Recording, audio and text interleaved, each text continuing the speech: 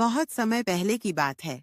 एक छोटे से गांव में कमला अपनी 10 साल की बेटी नैना और सास सावित्री के साथ रहा करती थी। कमला के पति हितेश की कुछ ही समय पहले एक एक्सीडेंट में मौत हो गई थी, जिसके बाद से कमला पर उसके घर की सारी जिम्मेदारी आ जाती है और कमला को काम गांव के जमींदार के यहाँ खेतों में काम करना पड़ता है।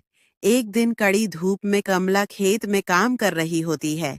तभी वहां जमींदार आता है और बोलता है। कमला, क्या बात है? तेरे हाथ जल्दी जल्दी नहीं चल रहे हैं। पैसे मांगने के समय तो सबसे पहले पैसे लेने आती हो।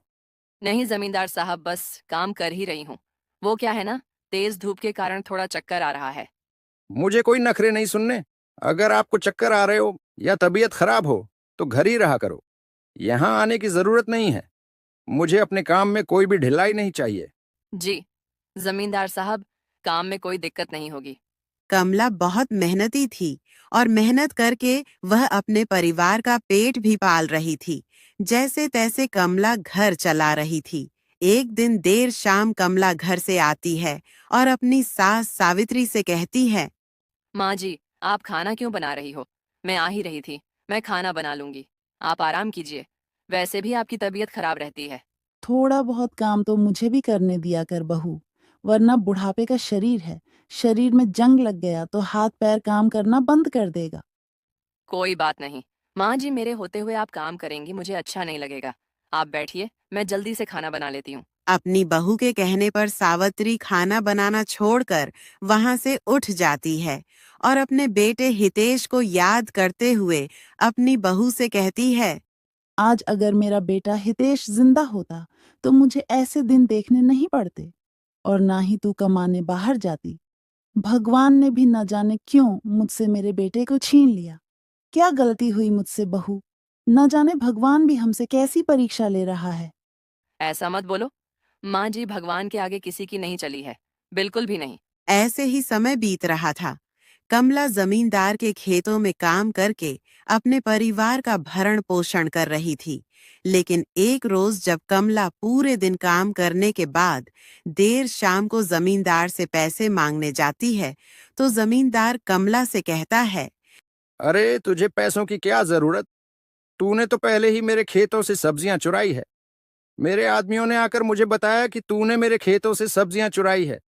जमींदार साहब, ऐसा कुछ नहीं हुआ है। मैंने आपके खेतों से सब्जियां नहीं चुराई। मैं तुझसे ज्यादा अपने आदमियों पर विश्वास करता हूँ। आज की पगार तो गई और कल से काम पर आने की जरूरत भी नहीं है। मैं अपने यहाँ चोरों को काम पर नहीं रख सकता। मालिक, ऐसा मत कीजिए। अगर आपने मुझे काम से निकाल दिया तो मैं कहाँ जाऊंगी? मेरी सास और मेरे बच्चे, उन्हें मैं भूखा नहीं देख सकती।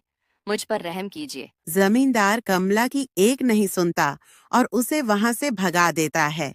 अब कमला घर आती है और अपनी सास को सारी बातें बताती है।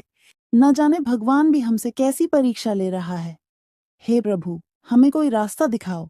कमला जैसे तैसे उधार राशन लाकर रात का खाना बना देती है और अगली सुबह होते ही काम ढूंढने निकल पड़ती है। वह कई जगह काम मांगती है, लेकिन कोई भी उसे काम नहीं देता। अब थक हार कर कमला एक पुरानी टूटी हुई दुकान के बाहर बैठ जाती है। दुकान बहुत पुरानी और टूटी हुई थी। अब मैं क्या करूं? कहाँ जाऊं? मुझे कुछ भी समझ नहीं आ रहा। अगर मैं उदास होकर वापस घर गई और माँ जी से कहा कि मुझे काम नहीं मिला, तो वह भी इतनी परेशान होंगी। कमला खुद से बातें कर ही रही होती है कि तभी कमला को पीछे टूटी हुई दुकान के अंदर से आवाज आती है। कमला, अंदर आओ। डरो मत। अंदर आओ, मैं करूंगी तुम्हारी मदद। या ये कौन बोल रहा है? कमला अंदर से आ रही आवाज सुनकर जैसे ही दुकान के अंदर जाती है, वह हैरान रह जाती है। उसके सामने एक चुड़ैल खड़ी थी, जो उसे ही घूर रही थी और उसे देखते ही वह चुड़ैल कमला से कहती है। आओ, तुम्हारा मेरी दुकान में स्वागत है। डरो नहीं, मैं तुम्हें कोई नुकसान नहीं पहुंचाऊंगी। तुम्हें काम की जरूरत है और मुझे तुम्हारी मदद की। मुझे अपनी मौत का बदला लेना है और तुम्हें अपना घर चलाना है। बस तुम हाँ करो और मैं तुम्हारी सारी परेशानी में दूर कर दूंगी। मुझे काम की बहुत ज़रूरत है। अगर मुझे काम नहीं मिला तो मेरा परिवार भूखा मर जाएगा। मैं तुम्हारी मदद करने के लिए तैयार हूँ। कमला की बात सुनकर चुड़ैल चुटकी बजाती है और वो पुरानी टूटी दुकान एक सुंदर दुकान में बदल जाती है। अरे वाह, ये दुकान तो कितनी सुंदर हो गई। कुछ देर पहले तो ये पुरानी टूटी दुकान थी। तुम्हारा बहुत बहुत शुक्रिया। लेकिन क्या मैं यहाँ बर्गर बेचा करूंगी? तुम बस बाहर खड़ी रहकर बर्गर बेचा करना और मैं अंदर से तुम्हें बर्गर तैयार करके देती रहूंगी। अब चुड़ैल कमला को अंदर से बर्गर तैयार करके देती और कमला उसे बेचती। गांव के लोगों को जैसे जैसे पता चलता है कि कमला ने बर्गर की दुकान लगाई है, तो गांव के लोग कमला के हाथों का बर्गर खाने पहुंचते हैं और हर कोई बर्गर खाकर कमला की खूब तारीफ करता। चुड़ैल जो कि दुकान के अंदर बर्गर बना रही थी, वह मन ही मन उस औरत की बात सुनकर खुश हो रही थी और वह चुड़ैल भी खुश होते हुए खुद से कहती है। एक समय था जब मेरी समोसे की दुकान पर लोगों की भीड़ लगी रहती थी, लेकिन जलन के मारे लोगों ने मेरी दुकान में आग लगा दी। मैं किसी को नहीं छोड़ूंगी। कमला को बर्गर की दुकान लगाए हुए 10 से 15 दिन बीत जाते हैं और वो बर्गर की दुकान से अच्छा खासा कमाने भी लगती है और अपना घर भी चला रही होती है। लेकिन एक रोज चुड़ैल देर रात कमला के घर जा पहुंचती है और कमला को उठाते हुए कहती है। कमला, तुम मेरी आवाज सुन रही हो? कमला, उठो। चुड़ैल, अगर तुम्हें मेरी सास ने देख लिया तो वो डर जाएंगी। तुम यहाँ से जाओ, मैं सुबह तुमसे मिलती हूँ। नहीं नहीं, मुझे तुमसे अभी बात करनी है। मुझे लगता है अब मेरे पास यहाँ रहने का बहुत कम समय है।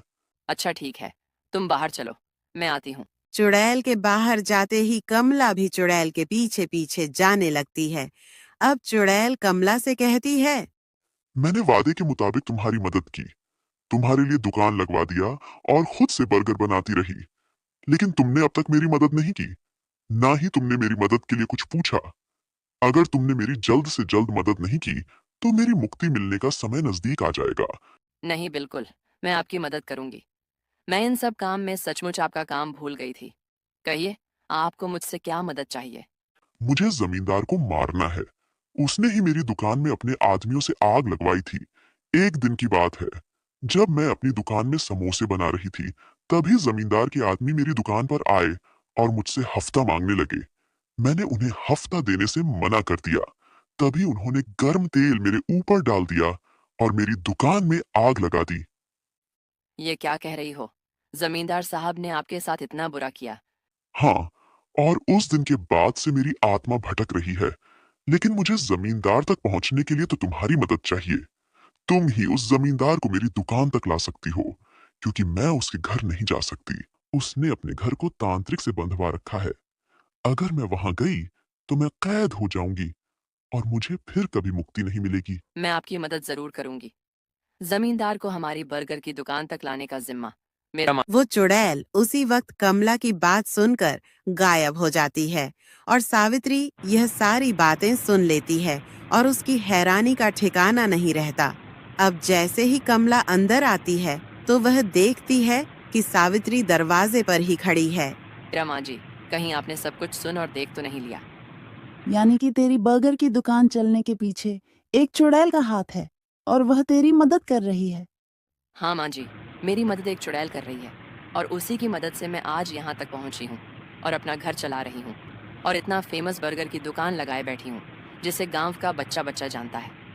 पर भरोसा नहीं किया जा सकता, ये कुछ भी कर सकती है। माँ, इंसानों पर भरोसा करके हमें अब तक क्या मिला है? हर किसी ने हमें धोखा ही तो दिया है। हमारे रिश्तेदार अपने पर आए, सब ने हमारा इस्तेमाल ही तो किया है। अगर हम उनके काम आते हैं तो अच्छा। और माँ जी, आपको पता ही है कि हम अपना घर कैसे चला रहे हैं। बात तो तेरी बिल्कुल सही है, लेकिन मैं तेरी भलाई के लिए कह रही हूँ, तू अपना ध्यान रखना। अब अगली सुबह कमला बर्गर की दुकान पर पहुंचती है और दुकान लगाते ही बर्गर बेचने लगती है। लेकिन शाम होते होते दुकान पर जमींदार आता है, क्योंकि कमला ने जमींदार को बर्गर खाने का न्योता दिया था। मैंने तुझे उस दिन कितना सुनाया और तू मुझे इतनी इज्जत दे रही हो। कभी तुझे किसी चीज की जरूरत हो तो मुझसे मांग लेना। जैसे जमींदार यह कहता हुआ दुकान के अंदर जाकर बैठता है, वैसे ही उसके सामने चुड़ैल प्रकट होती है और चुड़ैल को देखकर जमींदार के हाथ पांव कांपने लगते हैं। मुझे नहीं पहचाना जमींदार साहब, मैं वही हूँ, समोसे बेचने वाली नीलू, जिसकी दुकान में तुमने अपने आदमियों को भेजकर आग लगवा दी थी। मुझे तब तक मुक्ति नहीं मिलेगी जब तक मैं तुझे मार न डालूं, और अब तू मरने के लिए तैयार हो जा। इतना कहने के बाद चुड़ैल जमींदार का गला पकड़कर उसे हवा में उठा देती है और जमींदार भी झटपट अपनी जान दे देता है। जमींदार के मरते ही चुड़ैल की आत्मा को मुक्ति मिल जाती है और वहीं दूसरी तरफ कमला उसी दुकान में बर्गर के नाम से फेमस हो जाती है, जिससे वह अपने घर परिवार का पेट पालती है।